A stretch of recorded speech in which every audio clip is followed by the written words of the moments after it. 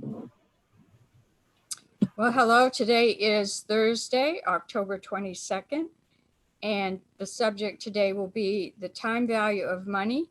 And this is going to be an introductory lesson on it. So the first thing I'm going to do is share the screen. Or let's go to the tables first.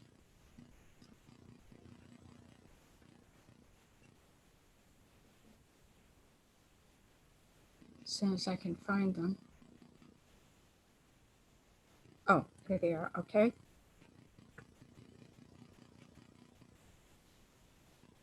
All right. Can you see this? Yeah.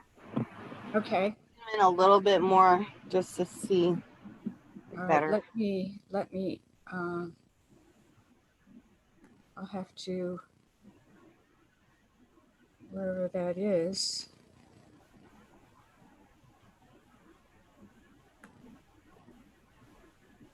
Funny, I can't even find it. Oh, here it is. All right.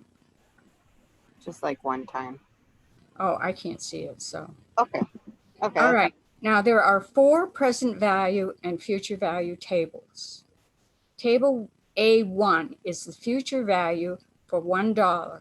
Now, the present value and future values are set up so that they're either for one amount, $1, or a stream of dollars, $1 annuity. Now this is the future value. So that's the first two. It says future value. The next one, the third one, is a present value.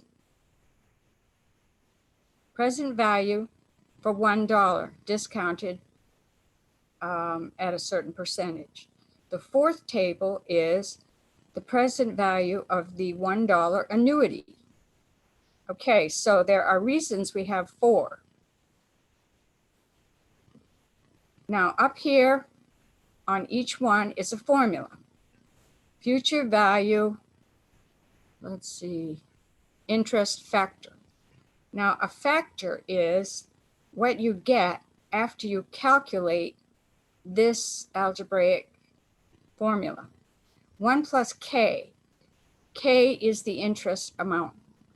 N is the number of periods. So if you have 3 years, you at, let's pick, okay, we have 3 years at 6%, but it's if it's a monthly payment, then it's 3 times 12. So N will be 36, and 6% will be divided by 12. So whatever you're doing in this formula has to agree with what you're looking for, you know. So the N you do in months? Go ahead. N in the number of months, like N is 3 years, so it's 36 months? Well, N can be 36 as long as you divide K by 12. Oh, okay. So, and when I do this for bonds are paid, well, actually, we're not doing the future value. Forget that. We'll do that under the present value tables, not the future value. Okay, now here's an example of the future value. Well, the future value is like when you put $1 in, $1. These are all $1 amounts. This whole table is based on a $1 amount being 1 plus K. Well, you'd have to multiply this by the number of dollars. So, but this will give you just the factor. And the factors here are all based on a $1 amount. So if you have $10, you have to multiply it by 10. So if you, the dollar amount is like the coefficient, sort of? No, I don't know what a coefficient is. Like the number that goes along with it, that I don't know. I think No, you're thinking of a statistical thing. And this is just plain old algebra. And it's just this formula times $1, but they don't show that it's times $1. But each one of these factors is a $1 factor. So you like, have to understand how the table is built first. uh-huh. Do you understand that? Yeah. So like if you're doing a problem and it says you have $100 that, you know, you want to find the future value of, Right. Okay, let's do that. you'd work Let's, with that number and just apply yeah. this formula to it. Okay. All right, let's say we have $100 and we want to invest it in a savings account at 6%. That's unreal. All right, let's go 2%. And you're going to leave it in there for 5 years. If it's $100, after the 5 years, you're going to move the decimal point over 2 places. You will have $110.41. Right. If it was $1 that you invested for 5 years at 2%, you have that $1 back with 10 cents and 10 cents, because the 41 cents goes away. The 0.41 cents is what they took with that formula they used in Office Space that got them Right. in so much trouble. This is what they call penny dropping or penny slicing or something like that. I don't, My AIS, though, they called it salami slicing. salami slicing. Okay. All right. Well, whatever it is, it's a slicing off of the pennies. And that's what they're taking because the bank doesn't give you that. All right. Now, this is the present value for that one. Now, for the annuity, an annuity is that same $1, but it's invested each time, each period. So if you have that $1, that $1 at 1% is just going to be the $1. This one is a 1.01. This one is a $1. Now, on the second period, you've added another dollar to that. So now you're at $2. So you got that 1 cent, that extra 1 penny from the first dollar that sat there for a year, just like this one. Now you've got 1.01. But with an annuity, you have a different formula. Now, each of these formulas has the same repeating factor in it. It's the 1 plus k raised to the n. Okay, see that? This is 1 plus k raised to the n. This one has a 1 plus k raised to the n, and then you minus 1 and divide by k. So this is the future value interest factor for an annuity. The A is annuity with K and N as your variables. So as if you're investing it at 2% and each year you put in another dollar, after 5 years, you're going to have 5.204. Well, $5.20. So, but this is what's called,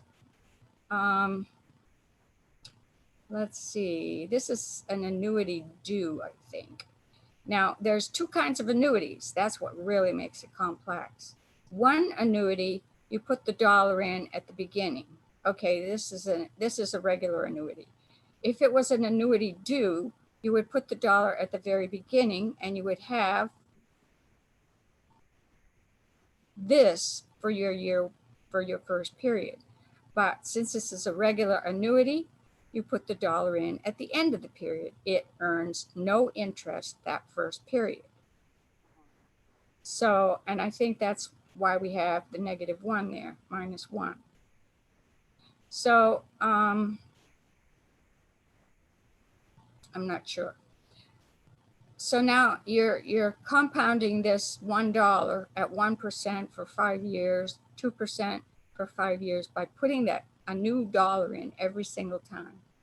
So if you're going to do this with a $10 amount at 3%, you're going to have $53 at the end of 5 years. Now this is at the end of 5 years. So anyway, all right. So anyway, that's how you calculate the factors, is by crunching this out for $1 with whatever K is for the interest rate and N is for the periods. Now, period 1 can be 1 year, it can be 1 month, it can be whatever you want. If you had it at 12% and you were doing it for every month, then you would divide 12 by 1 and you'd use 1% and go down to 12 months. So this is flexible as to how you're going to use the table. Okay, now the present value, this one is, there's the factor again, 1 plus K raised to the N, only now it's sort of like what they call the reciprocal, I think that's called, 1 divided by that factor. So now it's making it smaller. All of these tables had the dollar in it. They all had that dollar in it. This one is less than that dollar. Okay, because this is where you're getting $1 back at the end of a period. Let's say, what's the present value of $1 at, well, at 1 year at 1%? The present value is 99 cents. So if you invest it for 1% for 1 year, then you'll earn that extra penny of interest, and then it will be worth $1. But right now, it's only worth 99%. This is a present value table. So the higher the interest rate, the further out in the periods, the less that dollar is worth to you. At 10%, 5 years from now, if I were to give you that dollar, or if I were to invest that dollar now, no, wait a minute, let's see. This is, if you were going to give me $1 in 5 years at 10%, this is what I would give you right now. This is what it's worth right now. In 5 years at 10%, it's not worth very much. But once we invest it for those 5 years at that 10%, then it accumulates up to that dollar. Okay? And of course, these factors can be multiplied by any number of dollars to get the present value at these terms. Now, your problem is probably going to be the present value of, like to price a bond. I will get to the bond, but the bonds use the present value. And the rules about bonds are, bonds pay interest twice a year, every 6 months. So whatever interest rate your bond issue is paying, you have to divide that by 2. And if it's a 5-year bond, you multiply the period by 2. So you divide the interest by 2 and multiply the term by 2. So now you've got 5% at 10 periods. So this is your factor for the present value of the final maturity, just that bond, just the bond itself, not counting the interest. Now let's say we have a $100,000 bond that is paying 10% and it's a 5-year issue. Okay, what is the interest on a $100,000 bond at 10%? Would that be about 6,200? No. Or no? What would we pay if we had a bond for $100,000? What's the issue that we have to pay our bondholders on that bond? We have to pay them the full interest amount. We have to pay them 10% times 100,000. That's the face value of that bond. That's what that bond is worth. That's what we're paying. So we're paying $10,000 on that bond every year, but we're paying it twice a year. So what are our payments? Our payments are $5,000 every 6 months.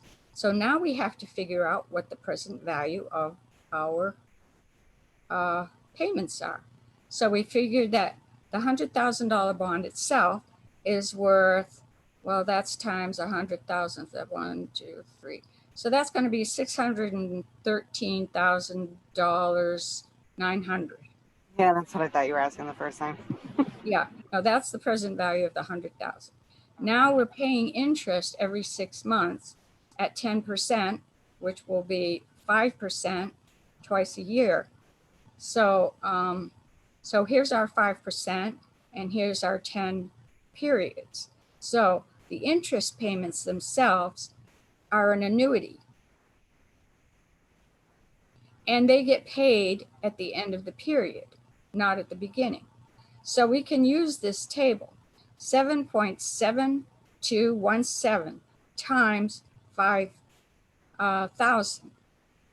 So we calculate, we whip out our phones and start calculating. What was that number? 7.7217 times 5,000. 38,608.50. Yes, okay. Now we add that to the $100,000 face of the bond. Did I do that at 5%? 7.2. At 10%, I think. Okay. For 10 periods, yes. Okay. It was a 10% bond, but I have to use 5% because I divide the interest by 2 and multiply the term by 2. So Okay. now we have to add 613,900. Oh, shoot. I didn't do a save on that. I have to do that over again. Okay. 7.7217 times 5,000 equals plus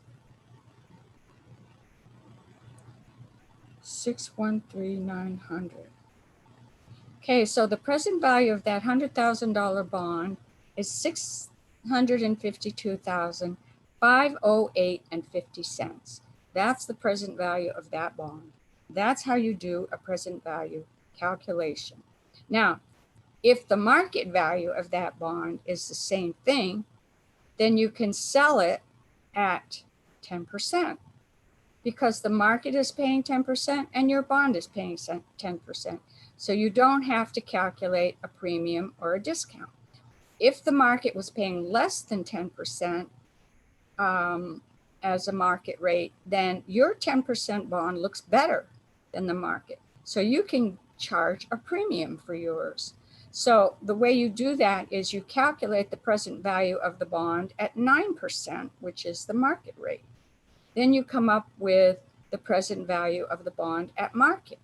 Then you find the difference between the 652,508 that we just calculated and the value that you would find of your market value bond. The only thing is we don't have a 4.5% table value here. But you can interpolate. Do you know what interpolating is? Interpolate is find the difference and divide by 2. The difference between 4 and 5. Yeah, and divide by 2 and then add it to the 4. Right. But you don't have to do that. Another thing you can do is crunch the numbers here. Now, crunching the numbers for the present value of the annuity is quite a bit more difficult. But there is that factor that's in everything. The 1 plus k raised to the n. Only now we have 1, it's divided, 1 divided by that factor, and then 1 minus that, all divided by k. So you've got to put all these numbers in and algebraically crunch them. I don't know how to do that. I don't remember what the algebra rules are for doing that. 1 divided by 1 plus k raised to the n. I suppose you do these separately and then divide.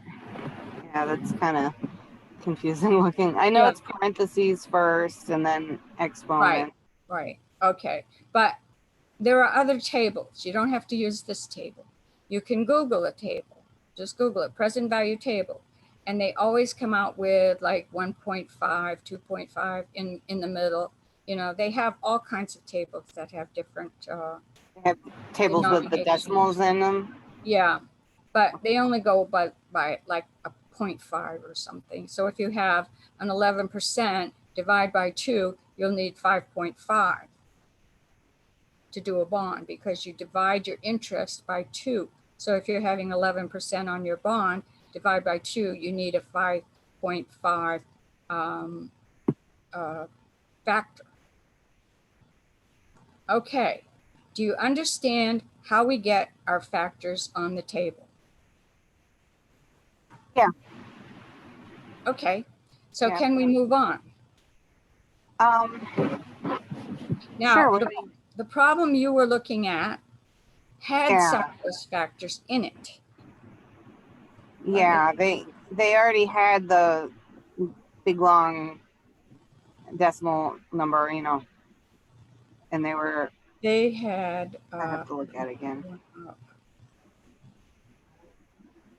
Like they had plugged in like a 3-year thing at 10%, and then they had the number there. Let me look. Hang on. I Okay. got my phone right here. Yeah, I'm looking at it. Okay. They put the factor in for it's a $10,000 present value of the principal. And this is a bond that they're doing and the present value of the interest. So if they're not telling you what the deal is with the bond, how they're paying a 10%, that must be a 20%. Well, unless they're paying the interest annually. Okay. Let's see if we can find 2.48. Okay, we have to find, it's under 3. Oh, right. 3 periods. 2487. And what was the interest rate on that? It was 10%, Okay, so 10%. 2.46. There it is, That rounds. 2.486. And then this one rounded to 9, but they put in 8.5. So there's where they got that factor for the interest portion. Now the $10,000 principal that they had, and it's also for 3 years at 10%. So there's the 10% for 3 years. And they have 0.75132. And we have 0.7513. So that's where they got those factors. They pulled them right off the table. Okay.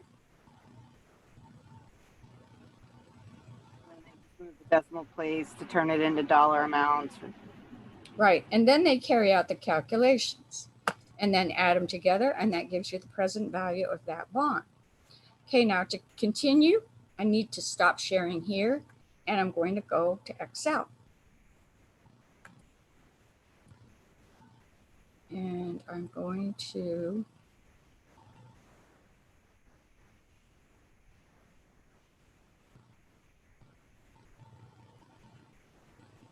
all right.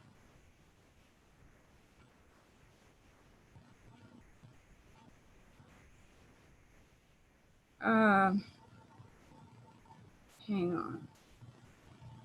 I need to pull it up first.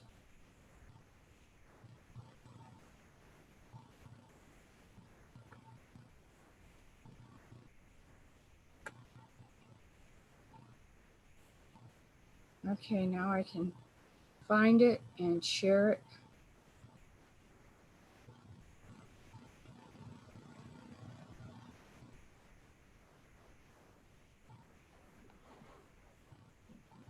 I got too many windows open. Here it is. Okay, this is a file that I called TMV something, I can't remember. Now this is a simple illustration of future value. This is a savings account that you put $6,000 in and it's paying 2%. And you first put in your 6,000. The first period you got $10 interest. Now you have $6.10, $6,010. Now that amount is getting the 2% interest. So that's earning $10.02. So now you have $6,020.02. And each time you add interest to it, it calculates it at the new amount times the 2% until you end up at the end of the year with $6,121.11. Now, that's nice. You earned that amount. Now, did you earn 2% on that amount, on that $6,000? No. What is 2% of $6,000? It's 120, but you got 121. So this is how you define effective interest. It's the real amount of interest that you actually earned. The stated amount of interest is the 2%, but you really got 2.0184%. And how did we figure that? We divided the $121 in interest by the $6,000. And that gave us that fractional percentage. So that's the effective interest. This 6,000 is the present value. This 6,121 is the future value. I didn't use a factor, huh? Is that because each month is separated? Like you add the $10 Yeah, and then the this is base what's of that called, is multiplied by 2%. So then throughout the year, like it becomes 2.0184 because of that. yes, this is called compounding. You're compounding your interest each month. So it builds on itself. And this is what financial planners explain to their customers that they can do when they invest something for, if you're in your 20s and you go see a financial planner, he'll tell you that you need to start investing something because by the time you're 65, this thing is going to be a whopping huge investment for you. And that's how they do it. It's the power of compounding. No, just looking at this is making me want to invest in something. I know.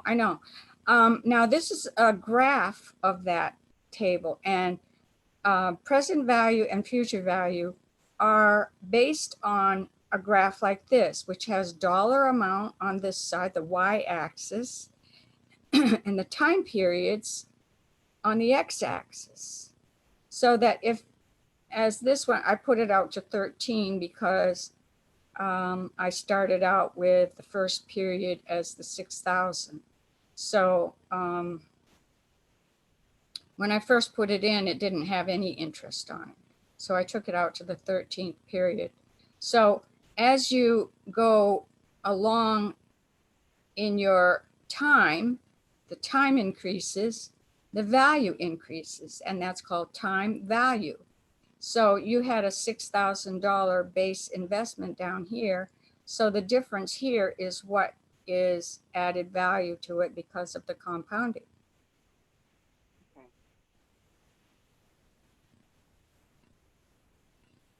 If I did this without compounding, it would be a much flatter curve.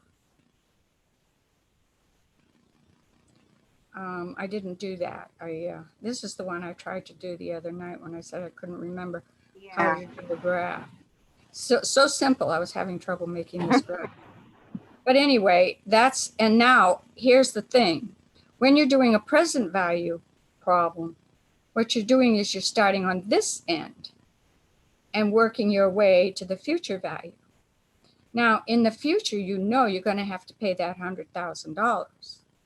But that $100,000 isn't worth $100,000. It's way down here somewhere because it's all those years.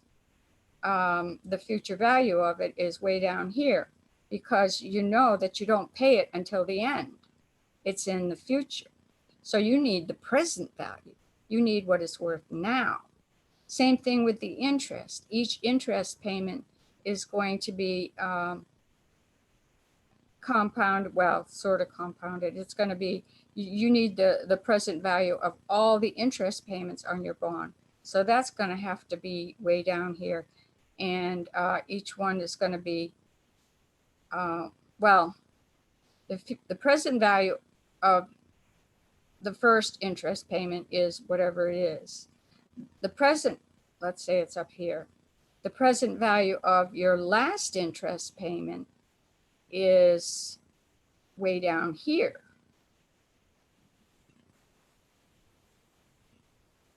I didn't graph it. I suppose I should graph it, but then you add the two together and that gives you the total value of the bond. And you can't really put it on here because interest payments are a lot less than the principal value, but that's a good graph if If anybody. it's a bond, it only reaches a certain, like there's a Right. high value. Like Well, once it once reaches that value, a then bond is written so that it's for a term. And if it's written for 3 years, then it has a maturity date 3 years from now. And at that maturity date, you have to make the last interest payment plus the full payoff of the bond. Now, if you want to look at what Donald Trump is going through, he's probably doing the same thing. Everyone is saying he's got a lot of payments due after 4 years and that they're all coming due now. And he might have done something like this where they're all coming due. So if he borrowed money 4 years ago, he got a whole lot less than what he has to pay back if he hasn't been paying interest on it. right, like So the 62 cents versus the whole yeah, dollar. right. Yeah, I was So wondering where that 62 cents was coming in there, yeah. So it's taking what you have to pay in the future and telling you what I'll pay you for it now, or what you can give me now for it. I'll give you 62 cents now, but you're going to have to pay me back 3 years from now. And you're going to have to pay me that whole dollar. So, like if I borrow $1 from you, can I pay you back in 3 years? You say, no. If you want to pay me back in 3 years, I'll give you 62 cents, because in 3 years, that dollar is not going to be worth $1. That dollar is going to go down in value.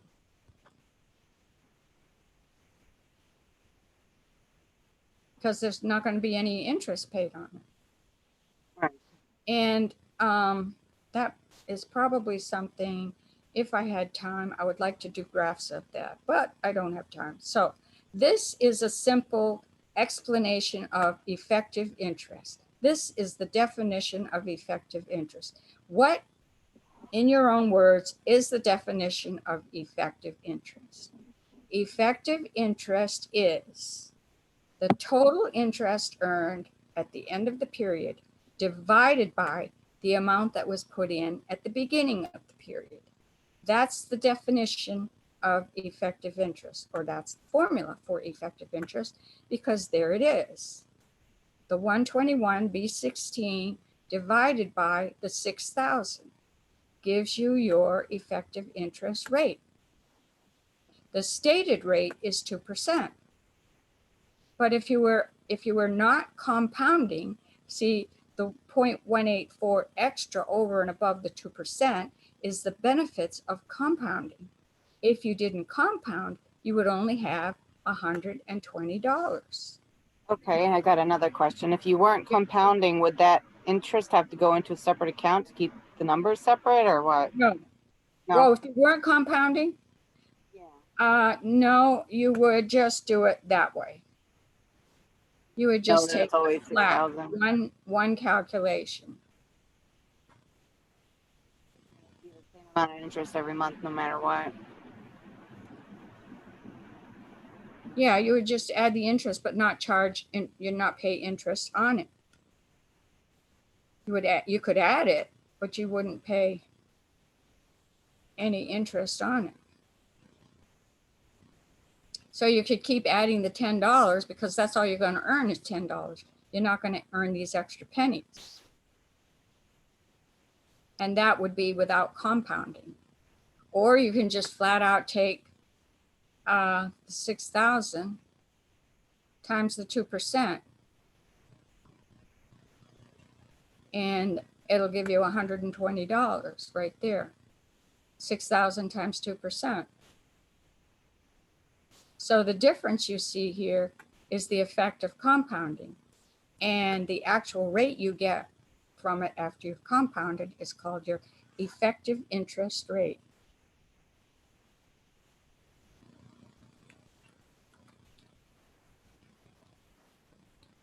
Now, accountants are going to need to know this because they're going to have to know how to amortize a bond. And that's going to be the next thing your teacher is going to give you for an assignment is how do you record the journal entries to amortize a bond? I'm glad you asked. Here's my worksheet on bonds. I'm working backwards. I started out with effective, now I'm going to bonds. Okay, chapter 11 refers to my financial accounting chapter. So what I've got here, bonds payable. Now here's the journal entry. And if you click on here, you can be taken to that website where it's just an Excel function page that gives you some kind of tips and stuff like that. And what I do in my worksheets is I put squares around everything that is an input. You have to input this data from your problem. Yeah, that was another thing that was in the text. It had like 5 different things that were inputs. And then some of them had question marks next to them. Well, sometimes they make you solve for an input. All it is You need to solve for that. Yeah, you need to solve for that. I haven't done any of the homework in that section yet. And I think I did that somewhere on one of my, it was on accounts, was on notes payable or notes receivable. I think it was notes receivable. Yeah, it's on receivables for me. Now, Excel has a wonderful, well, let's see, this present value. This is a formula for the present value. This takes the present value factors, you know, the variables that you need. You need your face amount, you need your percentage, and you need your number of payments. Now let's do one. You had 10,000 and it was 10%. It was, yeah, 10%. And let's say the market was 10%. I think they said the market was 10%. And it was 3 years and it wasn't compounded. So there was only one payment per year. So, I mean, that's not a real bond.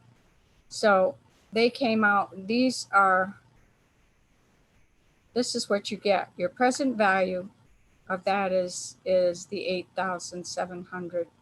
And I put a negative sign in front of it because present value always returns a negative sign because they're making an assumption that you need it for this, that, and the other. And I don't, I just want it for a bond. So I reverse it.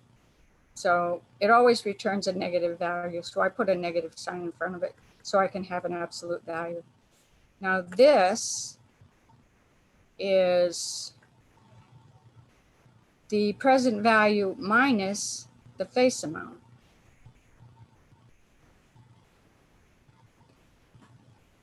So what is that? That is the unamortized amount. So when you make your payments, let's say, what is this? Okay, this calculates the contract interest. So every year, oh no, divided by 2. I shouldn't say divided by 2. I should say divided by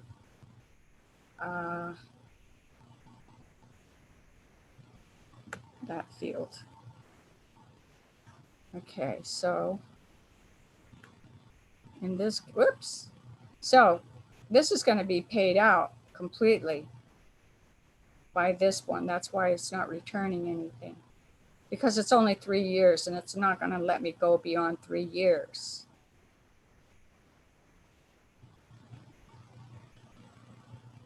So if we if we make this like my $100,000 example at 10% and the market rate is 9%, and we're paying it twice a year like a regular normal bond is, divided by B12. Okay, now B12 is going to have to be that same cell every time. So I have to put that in, I have to lock that cell in so that it always uses that cell. So the contract interest is going to be 5,000. There's that 5,000 that we talked about before.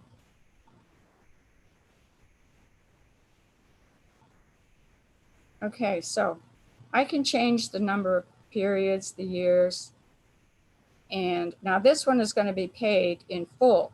See, this comes up to 0. When it's at the end, this is the maturity date. So it started on January 1st, 2018. The maturity date is January 1st, 2021. So we have to make the final interest payment, which is going to be that amount in effective interest, and then we're going to amortize that premium. And then we also have to pay the $100,000 base amount, the carrying amount. Now this will always be the carrying amount. This one in this case is a premium because I sold it for higher than the market rate. But if the market was paying 11%, then I'd have a discount. My present value would be less than 100,000, but at a premium, it's over 100,000. So you see, you compare your market interest rate. If your bond is paying more than the market rate, then you've got a good thing going. You get more than your present value. If it's less than the market interest rate, which is going that way, so you're paying 10 and the market is at 11, then you don't look so good. So they're not going to give you the full 100,000. So you have to amortize this discount. And here's the journal entry. When you first issue that bond for 100,000 at 10% for 3 years, compounded and with the interest paid every 6 months, and the market's at 11, this is the journal entry. You debit the present value. That's the cash you got. That's all you're going to get.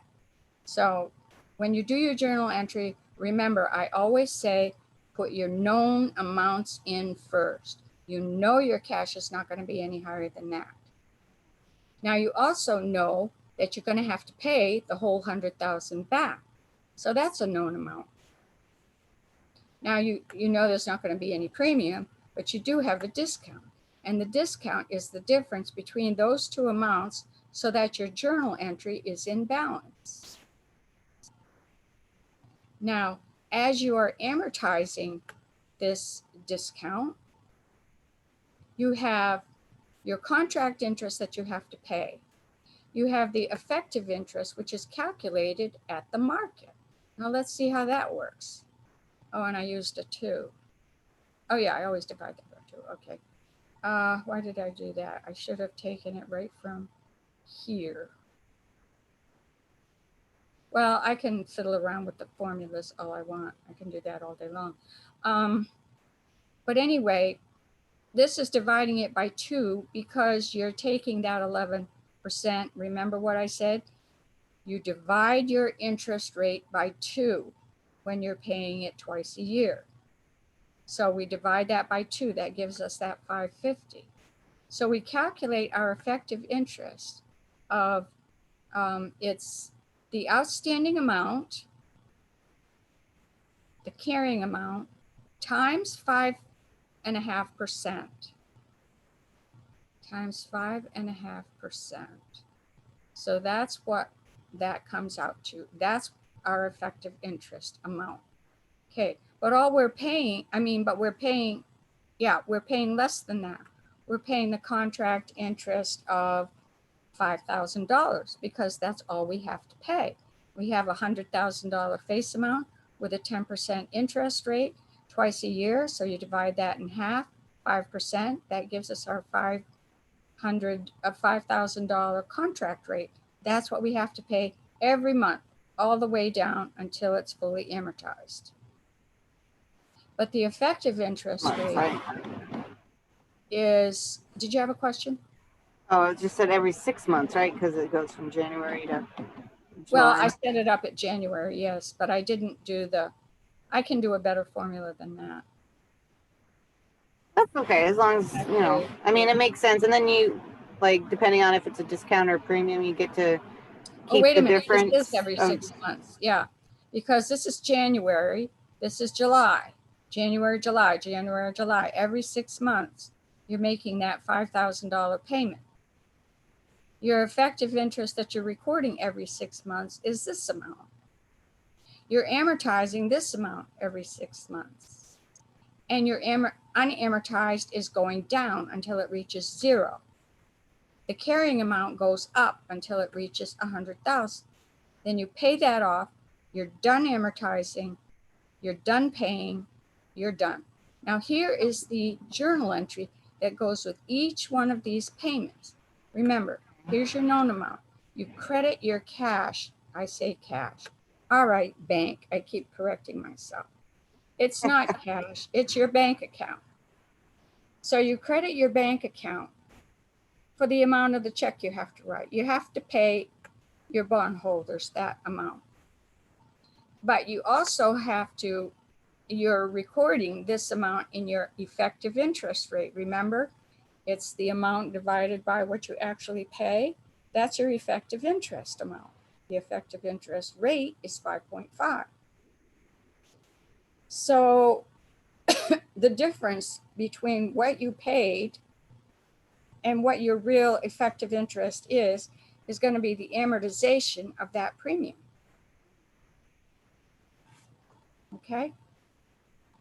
So here are all the journal entries you make every single time you make a payment. So every 6 months. July 1st, debit your interest, credit your discount account. Now your discount account has a debit balance because right there's your bond discount amount. That's your T account for your bond. Then, if you have your T account, then you're crediting each one of these until it gets to 0. So you're reducing that bond discount to 0 as you amortize over the life of the bond. And then you're recording each journal entry until the bond is fully paid or mature, until the maturity date. That's where it's maturing. So you don't need these. These are just, that's if I change the years. Okay, let's make it a 5-year bond. Now everything changes. The present value changed. My journal entries all changed, but the contract interest doesn't change. That's always the same. And down here, it just takes longer to amortize that discount until you get to the bond carrying amount, which is the face amount, which you pay off. Now this last journal entry, I didn't put it down in here, but what do you suppose that last journal entry is?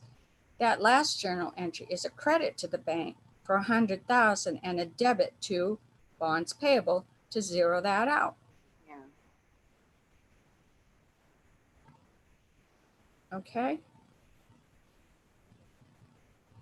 Now, this is the easy way out to use all these formulas that I set up, but your problem given to you by your teacher or somebody is not going to give you this. And if you go by the tables and you use the factors from the tables, the rounding causes some pretty big differences. So you're not going to come out with the right amount. So don't use this table for homework that wants you to use a table amount. Now, here's a table amount. This is the present value of $1. And I put some of these, I think I just entered them in. I copied it from a table. So now what happens to this is 5% for the the real definition of the present value of a stream of payments or an annuity is the sum of the present value of one of those payments calculated for each year. So let's say you're using it, our example says 5%, that we're paying $5,000 at every 6 months. So, because we have a 10% bond, but we have to divide our percentage by 2. So we work with 5,000. So now you take your table values at that, and you have your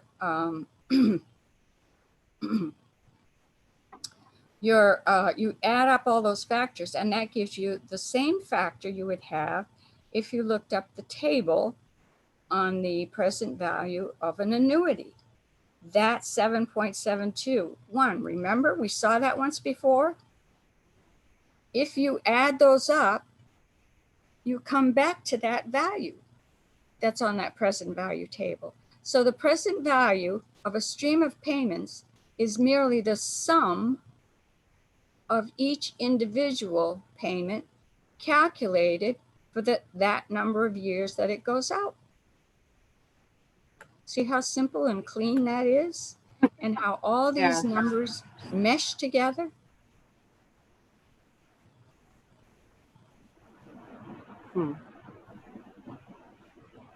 That's why this is my favorite subject. It's pretty neat how it comes together. It does. It all comes together. And if you can make sense of that, then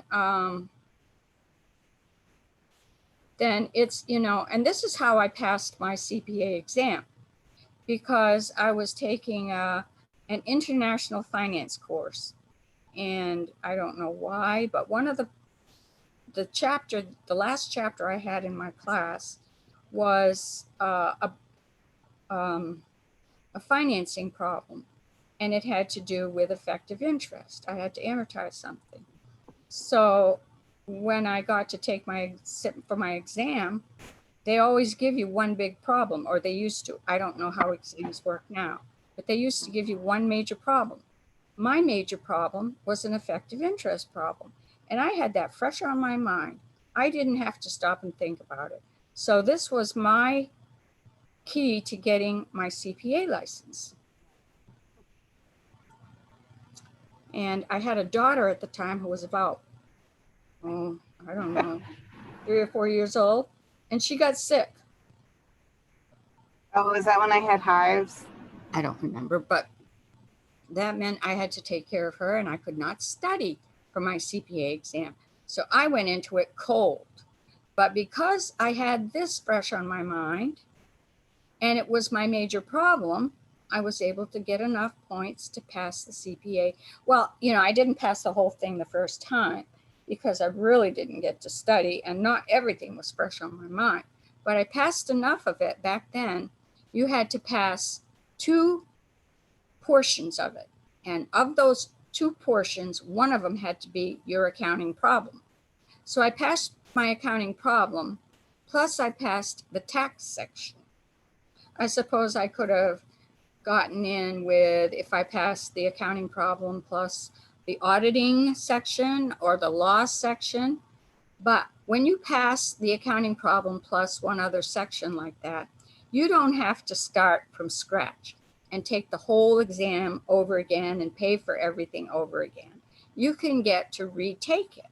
So I got to retake it 6 months later without having to pay anything. All I had to do was retake those 2 portions that I missed. And I didn't miss them by very much, just a little bit. So don't feel guilty. you know, it wasn't like it cost me my career or anything. Okay. But you know, it was because of that that I was able to pass it. Now, a lot of students will take those review classes. The review, they paid thousands of dollars and they studied day and night with those review classes. I didn't pay a nickel and I didn't study. I slept. But when I went to retake them, I reviewed some of my textbook work and then I went in and I took it and I passed them both. So I didn't get the highest score. Who cares? I passed. I got my license. Right. Yeah. Now this section right here is showing how to do the straight line amortization method. This one is not approved by GAAP. No.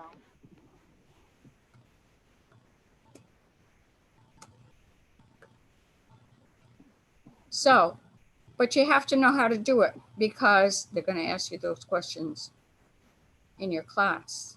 So a straight line is just simply divided by the number of payments. F8 divided by B13. Okay, where is F8? F8 is the discounted amount divided by B13, which is the number of payments. So the number of years times 2.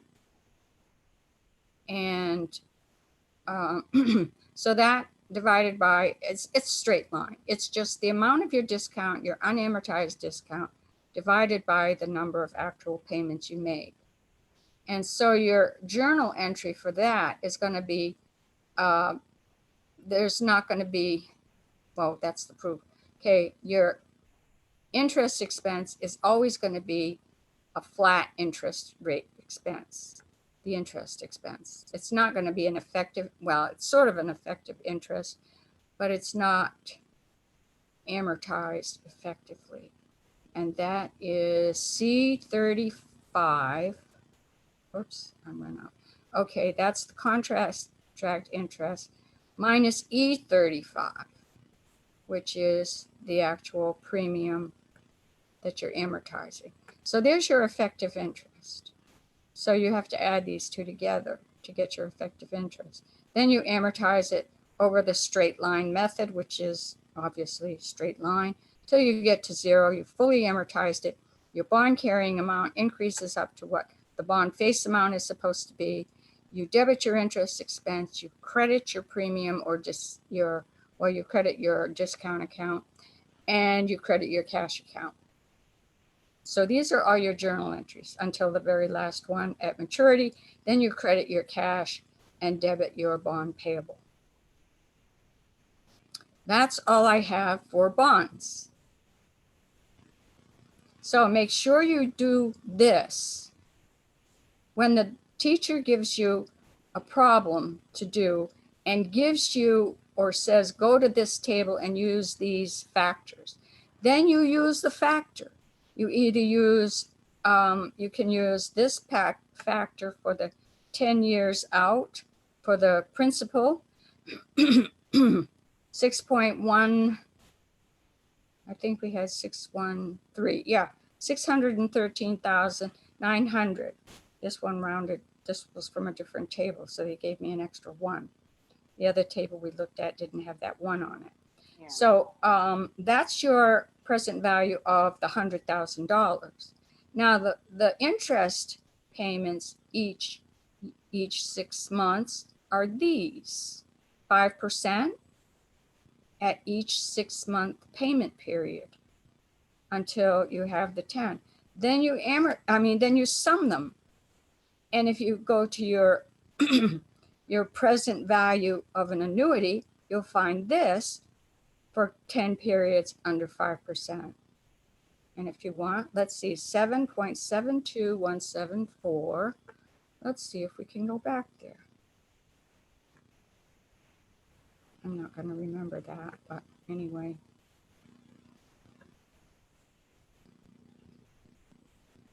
Okay, this is the annuity, 5% for 10 periods, 7.7217, only I had a 4 on the end. So there it is. All it is these factors added up. That's interesting. Isn't it? It works beautiful. Now, you can do it in a ladder shape. You can calculate the present value of each one and then add the totals, or you can just add the factors and then multiply it once. But to do the effective interest rate, you'd have to multiply it by each one of these and then add up the amounts in order to get your effective interest. I'm pretty sure that's how that Well, wouldn't there be a slight difference? No, actually, no, the effective interest is on the table. What was that? Would there be a slight difference in the rounding? Like, which is the best method to use? Well, if you're using the Excel's formula, it's not going to come out the same as the tables. The tables, if you take a table, one table equals another table. The tables are all the same. Whatever the teacher's going to give you a table. So you have to use whatever they give you in the problem when you're doing the exam, because they can't expect you to do the calculations without a table. So they're either going to give you these factors. These factors came from this, that, and the other of the table. Or they're going to give you the whole section of a table like I did here, so that you can make a faulty mistake. On your own. Right. If left to your own devices, what are you going to do?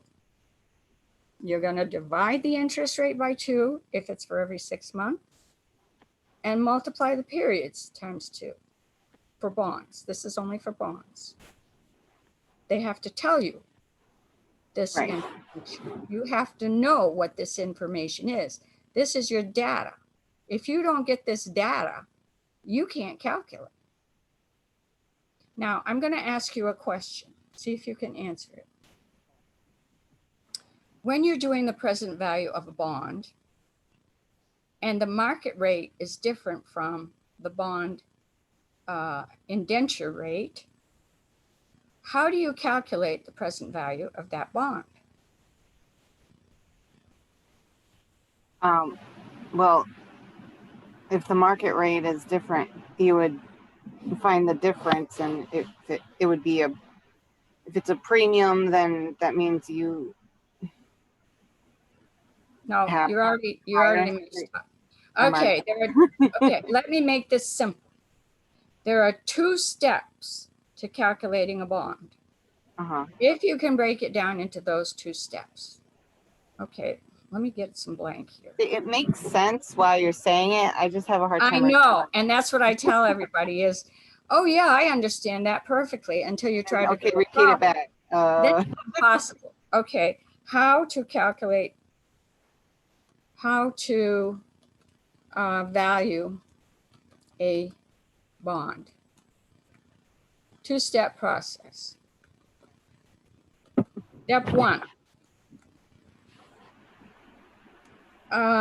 Calculate the present value of the face amount. Period.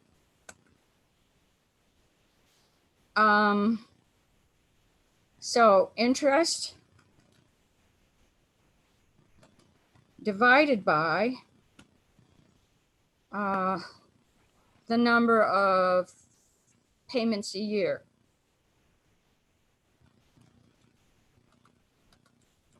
And with a bond, that's 2. I always say divide your interest rate by 2 because you make 2 payments a year. Step 2.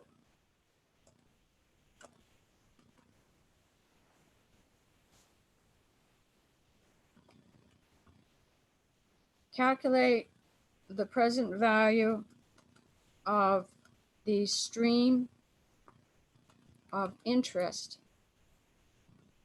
payment, interest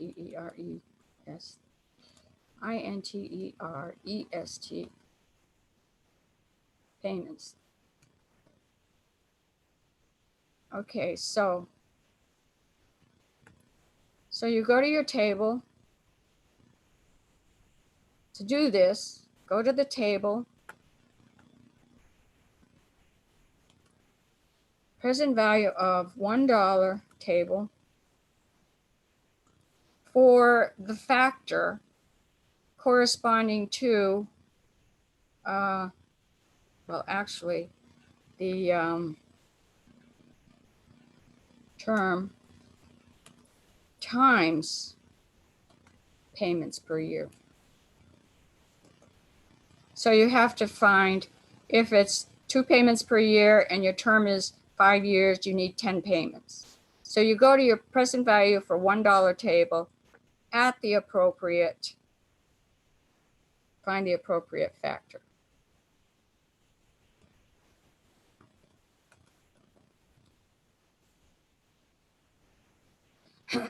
Okay, now for the same thing goes here. you go to the present value of a dollar annuity table and find a factor. So and then you multiply it by, you multiply the factor times, whoops, okay, times the face here. And this one is the factor times the amount, the interest, the payment amount, the interest payment amount. Now you add these two.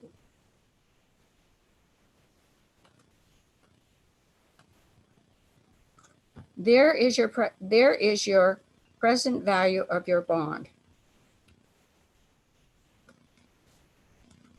So now the question that I asked you was, if the interest is different on the market and you have to find the present value of that bond, what do you do?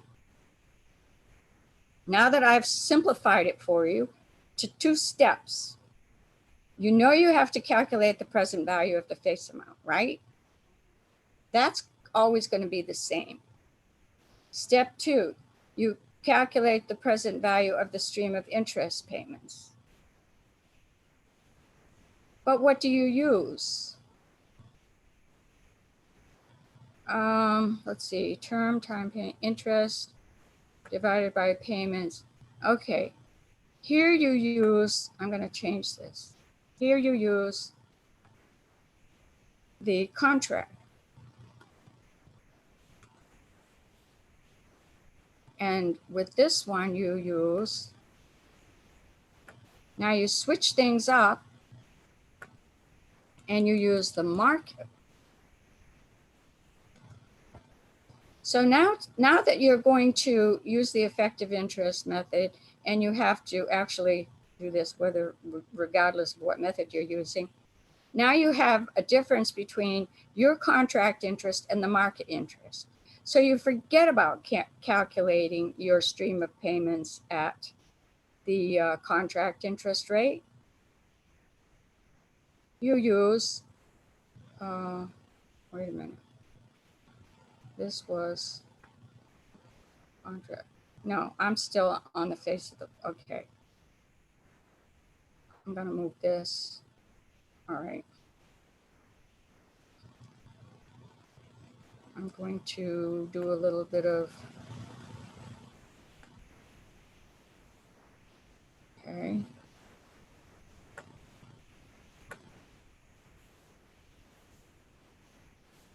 So this one is, yeah, okay, contract interest divided by payments per year. That will give you the appropriate factor. Now, to do the present value of the stream of payments, you use the market interest. You don't use the contract interest. I could even delete that one, because if market equals your contract amount, then you are going to be using the market interest because they're going to be equal. So you go to your annuity table. Now here we had 5% because we divided it. Now, if the market is 11%, then we need a table that says 5.5% to calculate the stream of payments. So you don't use this total, you use the total at 5.5.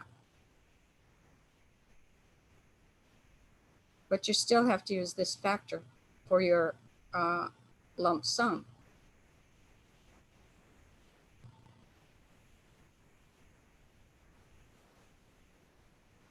How did I get $1 million in there? Okay. All right, you still with me? Yeah. Okay, now when I give exams, I leave this as a resource, but your teacher probably won't do that. So you're going to have to kind of bite the bullet and do some of these, do enough homework so that when you make mistakes doing your homework, you'll say, oh yeah, I knew that. I forgot to do it that way. Yeah, it's when I find my mistakes that I learn the best. Until you can do it in your sleep. Mm-hmm. Okay, now I have some more present value concepts that I would like to talk about. Oh, it's been almost an hour and a half. Okay, I can't go on that much longer. My brain is pretty much saturated now. Right. Okay, so I'm just going to finish my present value discussion another time. So I'm going to stop recording.